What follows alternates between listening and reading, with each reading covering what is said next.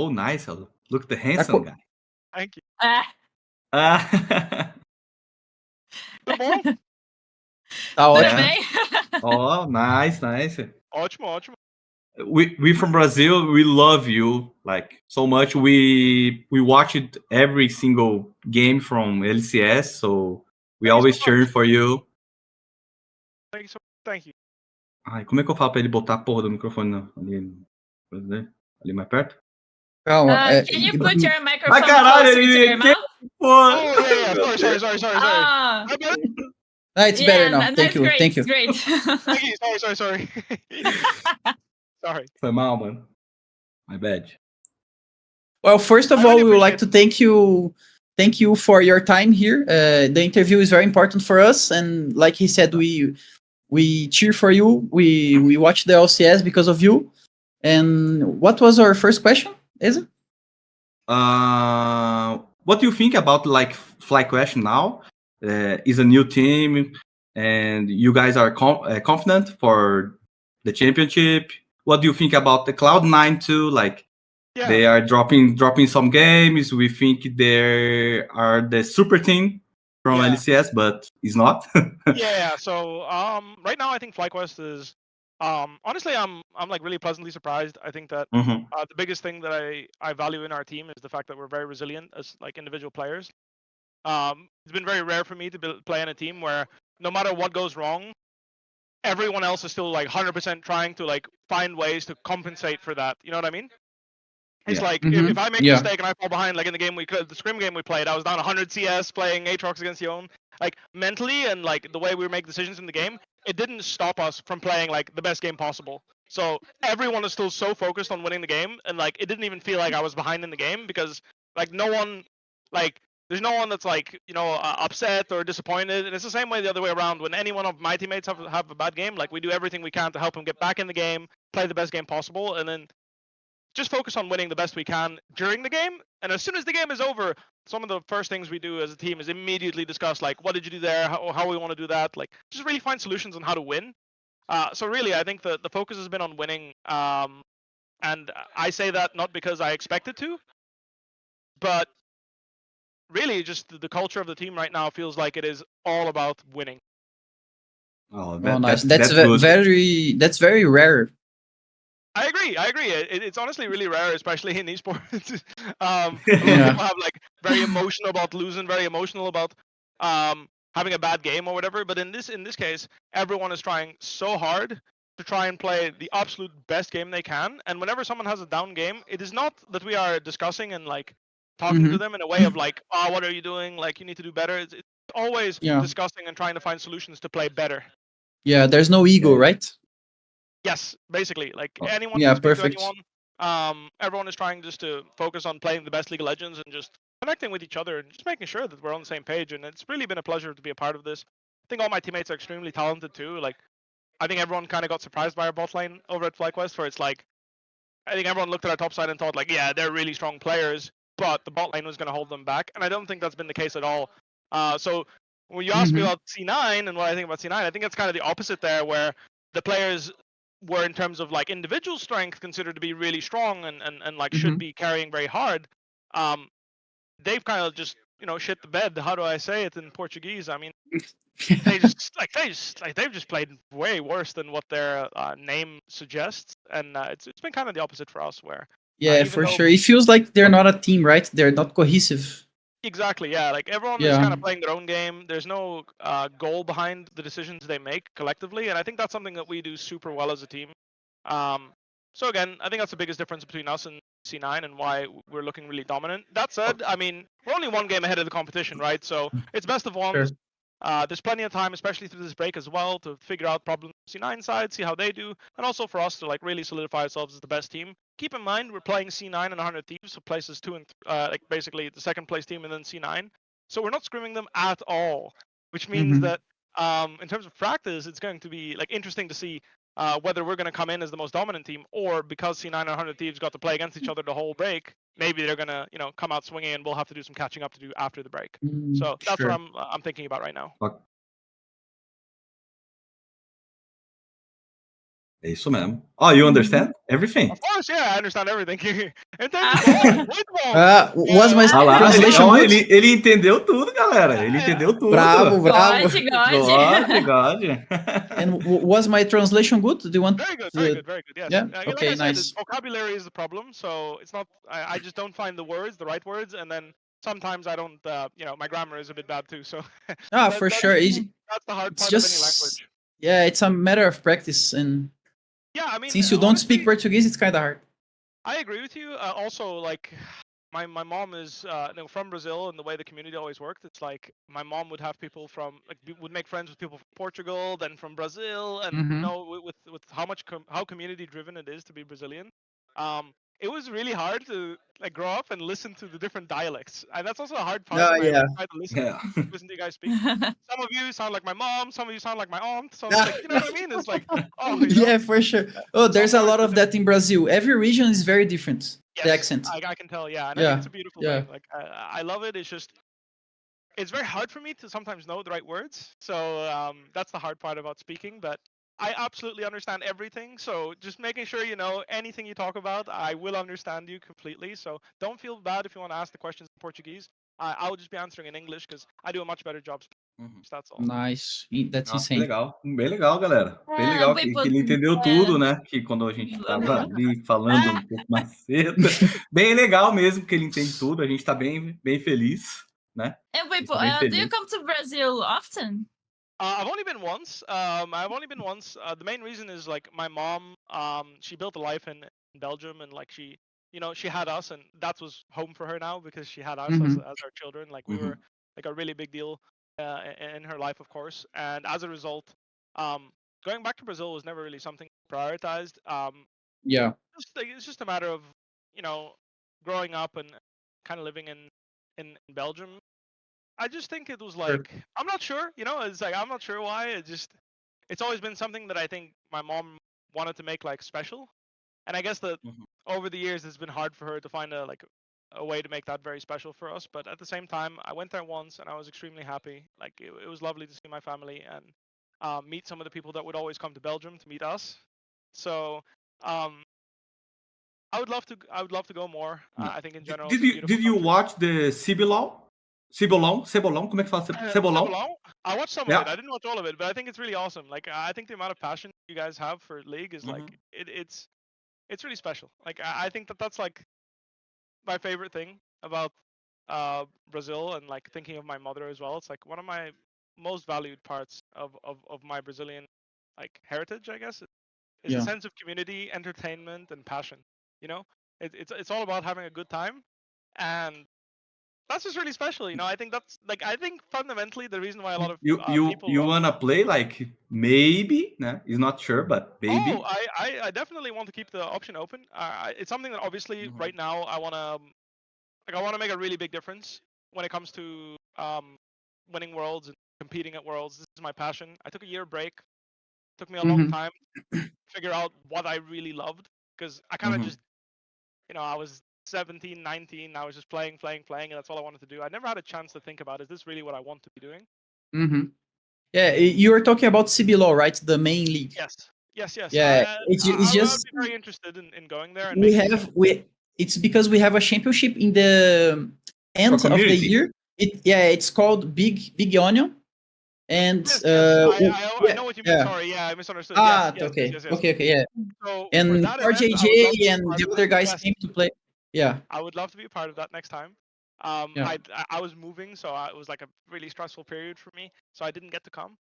But hopefully next year I will be able to come. I should absolutely have no problems, and I'll be able to be a part of that. And then, like I was also talking about the CBLOL, where for me right now in that break, I spend a lot of time doing coaching and like trying to work. And honestly, I think if I went to CBLOL, I would actually want to coach more than play, because I kind of want to, like, especially for a region with so much passion.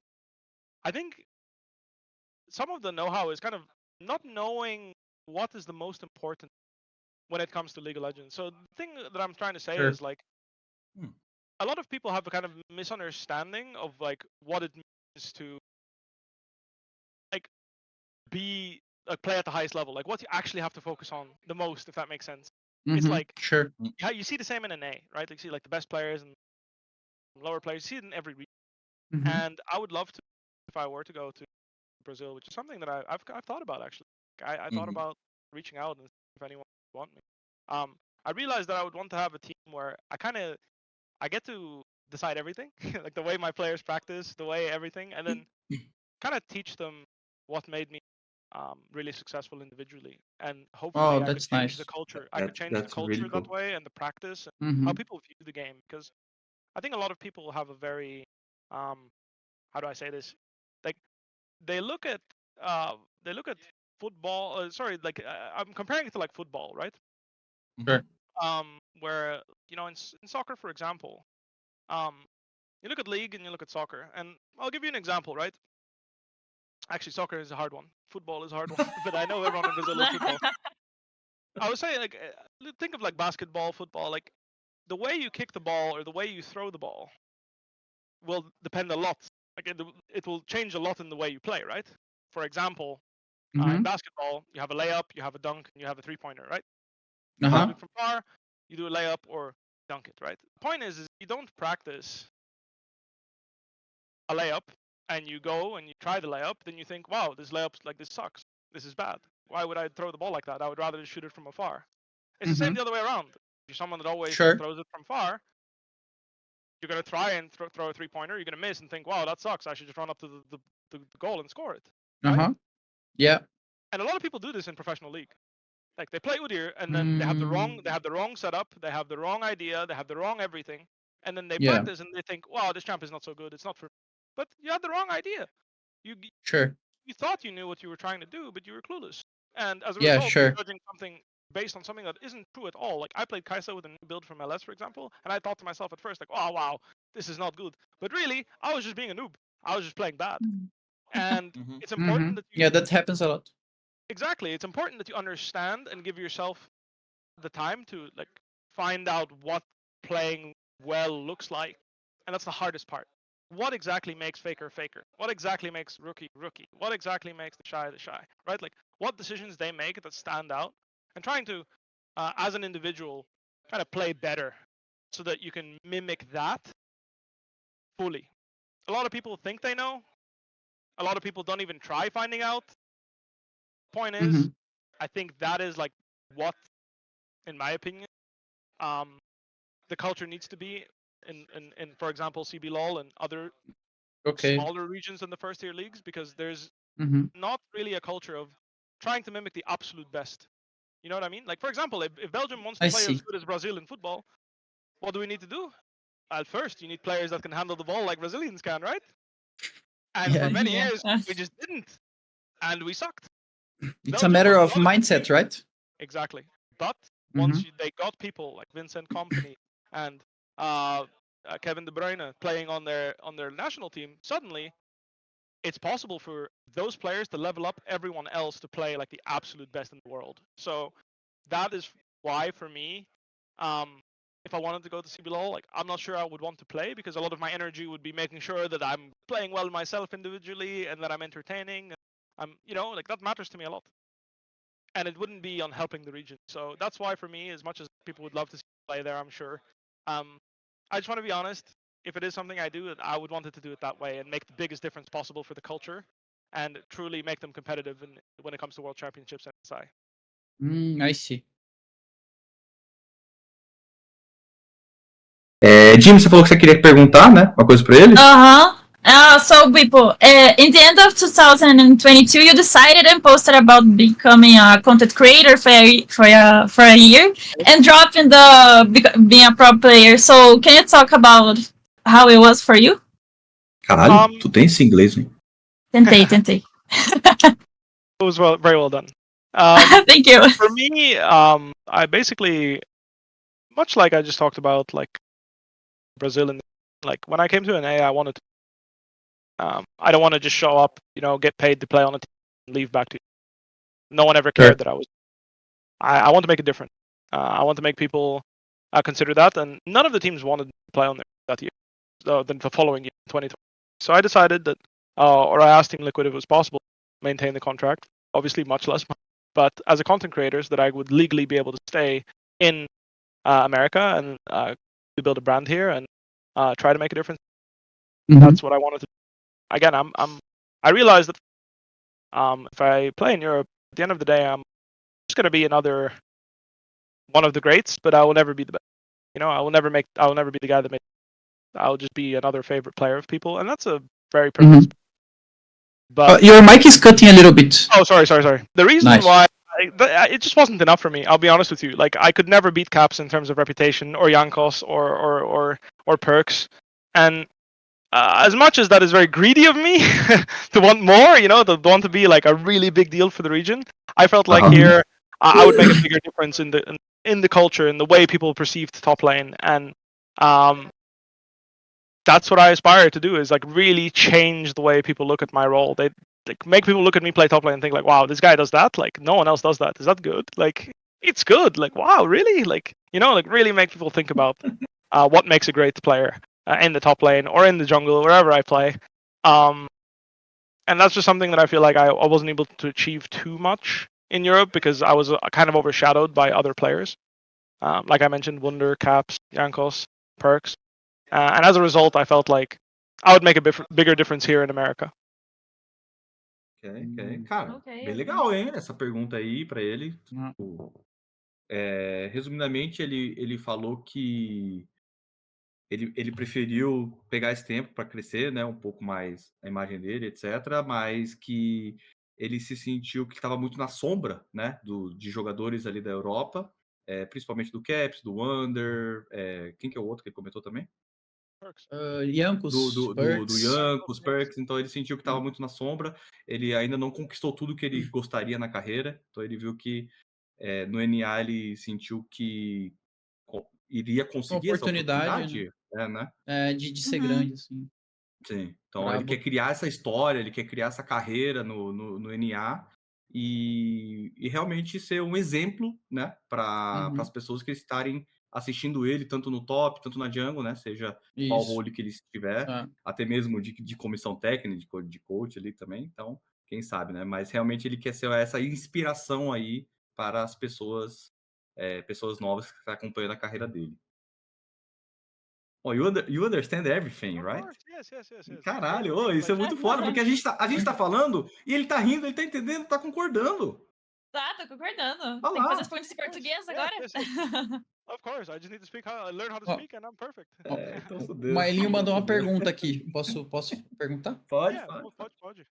Yeah. Pode. Em português mesmo? Pode, yeah. Tá. Vai tentar. Como você vê a sua gameplay hoje em dia, em relação à mecânica, em relação ao seu individual mesmo, e como você faz para continuar jogando em alto nível? Oh, that's a good question.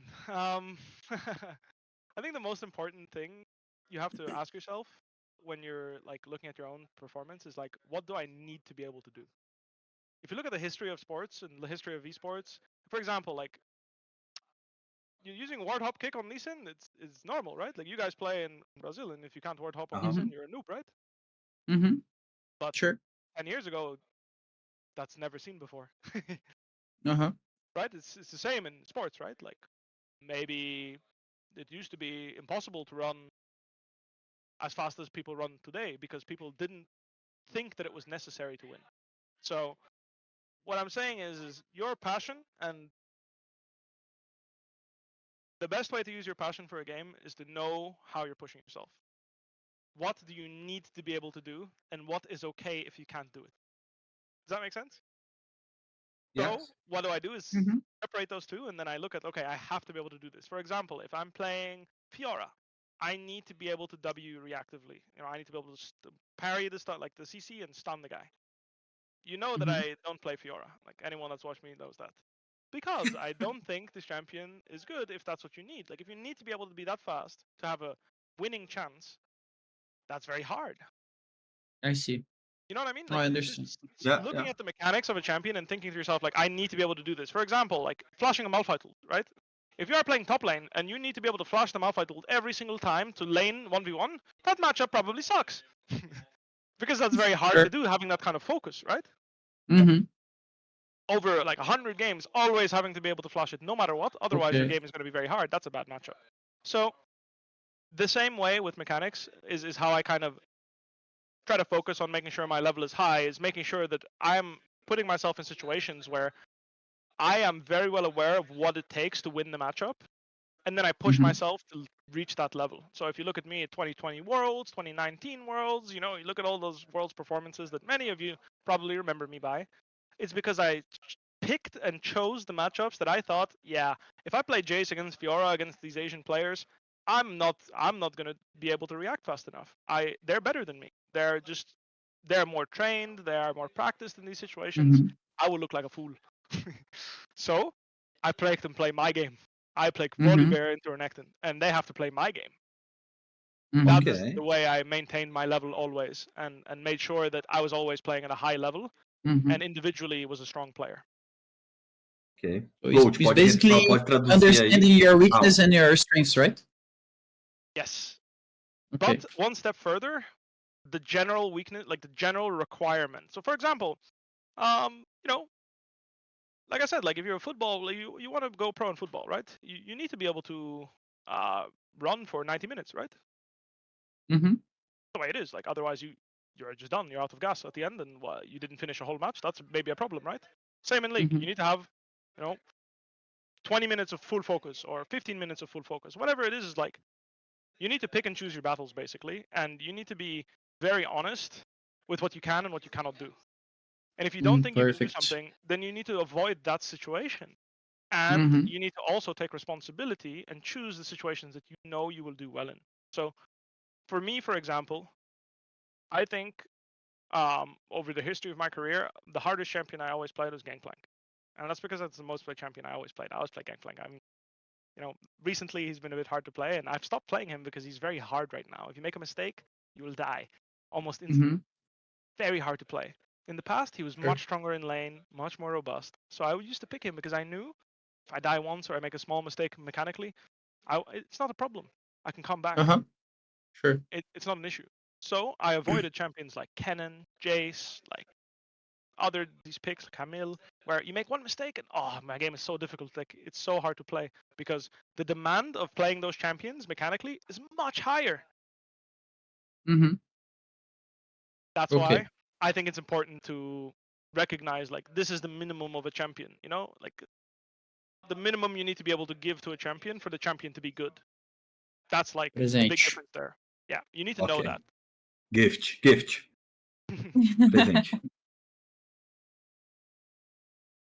Hey, Isu.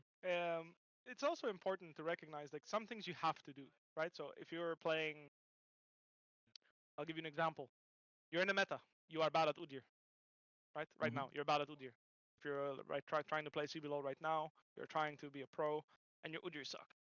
You will have to sit down and practice and get good at Udyr. You will have to play him well because at the end of the day, this is not something you can escape from, right? Like the meta. And if you want to run away from Udyr, that's okay, but you can't run away from Udyr and K'Sante both because they're tanks. You can't do that. You have to pick your battles, and you have to be honest and sit down and practice hard when, even if it is something you don't like, sometimes you can't say no as a pro. Like that's the number one thing. You can't avoid a matchup because it's just too important in the meta. It's too important for your other teammates that you can perform this matchup. So it isn't just your weaknesses. It's also like, it isn't just running away from your weaknesses. It's also acknowledging that even if I'm weak right now, if I put in the work, I will be strong eventually at this. And then obviously you pick and choose some things because there are some matchups that I would tell my coach like I'm not playing that. Like this champ got buffed. I don't care. I'm not playing that. Like I just tell him this is not for me. But there's also champions that I say like I'm not that good right now, so I'm going to practice 10, 20 games, and when I get good, then you can pick me it. Então, realmente é isso. Bipo, you understand Portuguese, right? Yes. Please try. Você já assistiu Ilha das Lendas? Você sabe o que é o Ilha das Lendas? Não sabe. Não sabe. Não sabe. É isso. Sincero, ele foi sincero. Sincero, fofo. Como que a gente explica Ilha das Lendas pro Bipo, chat? Como que a gente explica Ilha das Lendas para o Bipo? basically, Ilha das Lendas is like co-stream, but Okay. it's made from a huge community. Okay. We usually, just for you to understand, usually we Yeah. get more viewers than LEC Oh wow. Yeah. when we Every co-stream. single day. Every time we co-stream, we are huge, Oh. and we are also doing the coverage for LCS every weekend. Yeah. So yeah, can you say for us in Portuguese, LCS é no Ilha das Lendas? LCSE? Can you write it for me? It'll be easier for me to. Yes, of course. Where can we write? We can write on the chat here, maybe. No. There we go. I write there. I write there. Yes, thank you so much. I'll look. Thank you so much.